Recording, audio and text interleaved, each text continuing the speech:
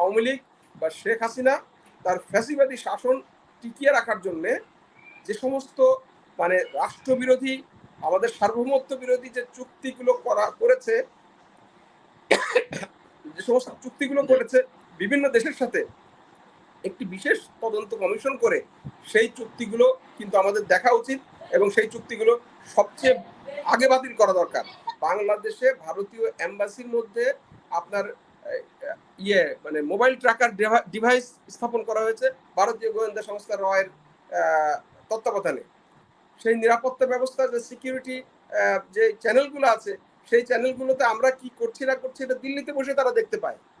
তো আমাদের বিভিন্ন মানে স্পর্শকাতর জায়গাতে ভারতীয় বিভিন্ন অফিস, ভিসা অফিস, নানা অফিসের নামে তারা অবস্থান করছে। তাহলে এই জিনিসগুলো কতদিন থাকবে আমাদের এটার মধ্যে? বিএনপি এবং জামাত দুজনের কিন্তু একই বক্তব্য। বিএনপিও সংস্কার চায়, জামাতও সংস্কার চায়। বিএনপিও সময় দিতে চায়, জামাতও সময় দিতে চায়।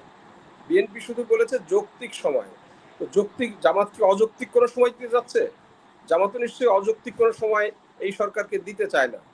এখন মাঝখানে এই বিভ্রান্তিটা কেন হলো? বিভ্রান্তিটা হওয়ার কারণ, যেটা আসলে ওই যে আমরা তো মানে অধৈর্য মানুষ। এক, যেমন ধরেন এই সরকার যখন নতুন সরকার আসলো 3 দিন পরে আমরা দেখলাম একটা মিডিয়া, একটা বাংলাদেশের একটা ফেমাস মিডিয়া বলছে যে লাউ সেই কদু, অর্থাৎ আগেরটা লাউ ছিল, এটা কদু হয়ে গেছে। তো এটা কি 3 দিনের ভিতরে একটা সরকারকে মূল্যায়ন করার ব্যাপার? আসলে মিডিয়া এবং কিছু গোষ্ঠী চাইছে, যেমন এই যে এখানে একজন দর্শক বললেন যে 5 বছর বা 10 বছর থাকুক। এই সরকারের ভিতরে আছে একটা এনজিও, আপনি উপদেষ্টা পরিষদকে এর মধ্যে এনজিওগ্রাম বলা হচ্ছে। তো আসলে এনজিও যারা করে তাদের মাথার মধ্যে কিন্তু এনজিও টাইপের চিন্তা ভাবনা থাকে। তা এনজিওরা কিন্তু জনগণ থেকে বিচ্ছিন্ন। এনজিও টার্গেট থাকে ডোনারদের অবজেক্টিভটাকে বাস্তবায়ন করা। এখানে দুইজন রাজনীতিবিদ আছেন, তারা বলতে পারবেন। রাজনীতিবিদরা জনমুখী, তারা জনগণের পালস বুঝে, জনগণের প্রত্যাশাটা বুঝে। দুইজন বলছি, তিনজনই রাজনীতিবিদ এখানে, আমি অরাজনৈতিক ব্যক্তিত্ব। তারা বুঝে জনগণ কি চায়। কিন্তু এনজিওরা যখন ক্ষমতায় আসে, এনজিওরা সারা বছর যে কথাগুলো বলে, সেই কথাগুলোর প্রধান ভিত্তি কিন্তু এই জনমুখী না। তাদের বিষয়টা থাকে তাদের যে ডোনাররা আছে, সেই ডোনাররা কি চায় সেই অবজেক্টিভের ভিত্তিতে কিন্তু তারা বলে। এই জন্য ইতিমধ্যেই এই এনজিও সরকারের অনেককেই নানা রকম কথাবার্তা, আমাদের এইটা দরকার, ওইটা দরকার, প্রয়োজনীয় সংস্কার অবশ্যই দরকার, কিন্তু অপ্রয়োজনীয় সংস্কার এই সরকারের করার দায় দায়িত্ব না। যেমন ধরেন আমরা দেখলাম একজন উপদেষ্টা বললেন যে নারী নীতি করতে হবে, বাস্তবায়ন করতে হবে, সিডো বাস্তবায়ন করতে হবে, আপনার নারী পুরুষের সম্পদের সমান অধিকার, এগুলো করতে হবে। এই কাজগুলো কিন্তু এই সরকারের বাস্তবায়নের ব্যাপার না। আবার কোনো কোনো উপদেশ মহল থেকে বলা হচ্ছে নতুন রাজনৈতিক দল গঠন করতে হবে। এই সমস্ত আলাপ আলোচনা যখন মিডিয়ায় বারবার উঠে আসছে, তখন রাজনীতিবিদদের মধ্যে কিছুটা কনফিউশন, কিছুটা সন্দেহ তৈরি হতে পারে। সেই জন্য তারা বলছে যে আপনারা একটা ফ্রেমওয়ার্ক দেন, যে আমরা আসলে এই কাজগুলো করতে চাই এবং এই কাজগুলো শেষ করে আমরা এতদিনের মধ্যে ইলেকশন করব। কাজে এইখানটাতে কিন্তু কোনো বিরোধ আমি বিএনপি এবং জামাতের মধ্যে দেখি না, এবং আসলে নাই। বিএনপি এবং জামাতের মধ্যে যে বিরোধটা, যারা আসলে বিরোধ চাইছে যে এই জোটের মধ্যে একটা ফাটল সৃষ্টি হোক, এই জোটের মধ্যে একটা বিরোধ তৈরি হোক। কারণ আওয়ামী লীগ এখন রাজনীতিতে আগামী 1-2 বছরের মধ্যে এসে মাঠের রাজনীতি করার মতো অবস্থায় নাই। তো সেই অবস্থা থেকে তারা চাচ্ছে যে এই ফাটলটা তৈরি হোক। এই ফাটলটা তৈরি হলে কি হবে? এই ফাটলটা তৈরি হলে এই সরকার বা পরবর্তী সরকারে যে এজেন্ডাগুলো আছে, যে এই যে আজকে আমি দেখলাম, আপনি দেখেন কিছুক্ষণ আগে, আপনি জানেন বিখ্যাত সাংবাদিক একজন আছেন জুলকারনাইন সায়ের, তিনি অল্প কিছুক্ষণ আগে একটা পোস্ট করেছেন, আমি দেখছিলাম। তিনি লিখেছেন যে বাংলাদেশে ভারতীয় এম্বাসির মধ্যে আপনার মানে মোবাইল ট্র্যাকার ডিভাইস স্থাপন করা হয়েছে ভারতীয় গোয়েন্দা সংস্থা রয়ের তত্ত্বাবধানে। তো এখনো কিন্তু এই জিনিসটা রয়েছে। তো এখন তার কয়েকদিন আগে তিনি দিয়েছিলেন যে আমাদের যে যে নিরাপত্তা ব্যবস্থা, সেই নিরাপত্তা ব্যবস্থা, যে সিকিউরিটি যে চ্যানেলগুলো আছে, সেই চ্যানেলগুলোতে আমরা কি করছি না করছি এটা দিল্লিতে বসে তারা দেখতে পায়।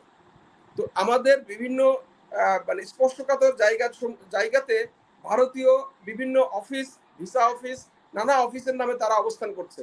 তাহলে এই জিনিসগুলো কতদিন থাকবে আমাদের এটার মধ্যে? এই জিনিসগুলো যতদিন থাকবে, আপনি যে কথা বলেছেন যে এই যে ধরা, বিভিন্ন দুর্নীতিবাজদের ধরা, তাদেরকে গ্রেপ্তার করা, তারপরে পুলিশ ফাংশন করছে না, এগুলো করবে না, কারণ তারা তো বসে নাই। কারণ তারা বাংলাদেশের আমার উপকূলীয় অঞ্চল জুড়ে আপনার তারা বিভিন্ন ধরনের পর্যবেক্ষণ যন্ত্র করেছে। আমরা রাডার কিনেছি, কিন্তু আমাদের সেই রাডার চালু করতে দেয়া হয় নাই, কারণ আমাদের সেই রাডারটায় আমার আকাশ মানে পর্যবেক্ষণ করে ভারতীয়রা, এবং তারা এখান থেকে ট্যাক্স নিচ্ছে। এবং একই সাথে খেয়াল করেন, আমরা যে স্যাটেলাইট স্থাপন করেছি, যেটার নাম দেওয়া হয়েছে বঙ্গবন্ধু স্যাটেলাইট, সেই স্যাটেলাইট আমরা আমার দেশের উপরে যে অরবিট বা কক্ষপথ আছে সেখানে স্থাপন করতে পারি নাই, কারণ সেখানে ভারতীয়রা অরবিট মানে তাদের স্যাটেলাইট স্থাপন করেছে।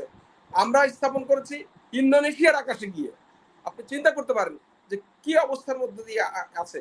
তো এই জিনিসগুলো কি আমরা কতদিন থাকবে? এই জায়গা থেকে তো বেরোতে হবে, আমাদের এই জায়গাগুলো স্পষ্ট করতে হবে যে আমার দেশের বিভিন্ন সরকারি প্রতিষ্ঠানের মধ্যে আমরা এই কয়েক দিন আগে জুলকারনাইন সাহেবেরই আরেকটা পোস্ট থেকে দেখলাম যে একজন কর্মকর্তা, যাকে একটা এমন একটা অস্ত্র সহ অ্যারেস্ট করা হয়েছে যে সেই অস্ত্রটা শুধুমাত্র ভারতীয়রা ব্যবহার করে এই উপমহাদেশে, এবং একজন একজন সামরিক কর্মকর্তা, বিমান বাহিনীর কর্মকর্তা, এবং তাকে যখন তার বাবাকে মানে তার বাবাকে ধরতে যাওয়া হলো, দেখা গেল তার বাবা নেই। পরবর্তীকালে চাকরিতে যারা তাদেরকে সার্টিফাই করেছে তাদের ধরতে যাওয়া হলো, দেখা গেল তারাও নেই। তার মানে হলো যে আমার দেশের বিভিন্ন অর্গানে পরিচয় গোপন করে বা ভুল পরিচয় দিয়ে আপনার ভারতীয়রা ঢুকেছে। এই লোকগুলোকে যদি আমি চিহ্নিত করে বের করতে না পারি, তাহলে এই রাষ্ট্র কোনোদিনই নিরাপদ হবে না। সেটা এই সরকারের আন্ডারে হোক, জামাত সরকারের আন্ডারে হোক, বিএনপি সরকারের আন্ডারে হোক, বা বিএনপি জামাত জোট সরকারের আন্ডারে হোক, এদেরকে চিহ্নিত করতে হবে। আমার দেশের মধ্যে যদি শুধু ভারত না, যদি আরো অন্য কোনো দেশ করে থাকে এই ধরনের অপকর্ম আমার সার্বভৌমত্বের জন্য, আমার নিরাপত্তা ব্যবস্থার জন্য হুমকি স্বরূপ, সেই জায়গাগুলো অবশ্যই খতিয়ে দেখা দরকার। এবং একই সাথে আওয়ামী লীগ বা শেখ হাসিনা তার ফ্যাসিবাদী শাসন টিকিয়ে রাখার জন্যে যে সমস্ত মানে রাষ্ট্রবিরোধী, আমাদের সার্বভৌমত্ব বিরোধী যে চুক্তিগুলো করেছে,